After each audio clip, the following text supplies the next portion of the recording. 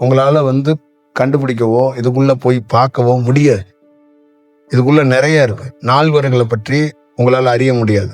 63 நாயன்மார்களை பற்றி அறிய முடியாது.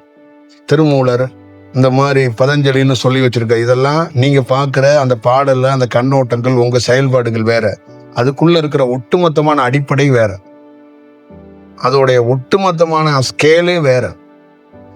அதை நீங்கள் எப்போ உணர்வீங்கன்னா உங்களுக்கு அந்த மாதிரி ஒரு ஸ்டேஜ் கிடைக்கும் போது அதோடைய உன்னதமான செயல் வடிவம் உங்களுக்கு தெரிய தொடங்கும். புரியுதுங்களா? 45 வயசுல ஒரு பெண்ணு சொல்றா, 19 வயசுல உன் வாழ்க்கை அப்படி இப்படி போயிடும், கொஞ்சம் கரெக்டா இரு அப்படின்னு சொல்லும்போது கேட்கல. 46 வயசுல சொல்றா, எங்க தாய் அப்பயே சொன்னா, எங்க தகப்பன் அப்பயே சொன்னா, லைஃப் அப்படி இப்படி போயிடணும், நான் கேட்கல. 46 வயசுல அவ அனலைஸ் பண்ணி அவ சொல்றா, லைஃப் உண்மையிலே நம்ம நினைக்கிற மாதிரி இல்லைங்கிறா.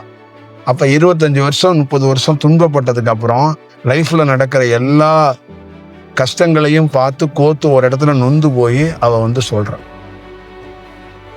புரியுதுங்களா? இதுக்கு பேர் என்னன்னா, கடந்து வந்த பாதையில நடந்த சோகங்களையோ இன்பங்களையோ பகிர்ந்து கொள்ற அனுபவங்கிறது. இந்த மாதிரி அந்த ஸ்டேட்ஸுக்கு அந்த தியானத்துல அனுபவத்தை பார்த்திருந்தாதான் இதை புரிதலை ஏற்படுத்த முடியும், அந்த உண்மை தத்துவத்தை பேச முடியும். அந்த பார்க்கலன்னா நம்ம வெறும் அதுக்குள்ள இருக்கிற மேல இருக்கிற அட்டைப்படத்தை மட்டும் வச்சுதான் பேச முடியும். இப்போ அட்டைப்படம் முக்கியமா, அதுக்குள்ள இருக்கிற விஷயமும் முக்கியமா, அதுக்குள்ள இருக்கிற இன்னொரு டெப்தா இருக்கிற அந்த விஷயம் முக்கியமானு பார்க்கணும். இதுதான் ரொம்ப முக்கியம்.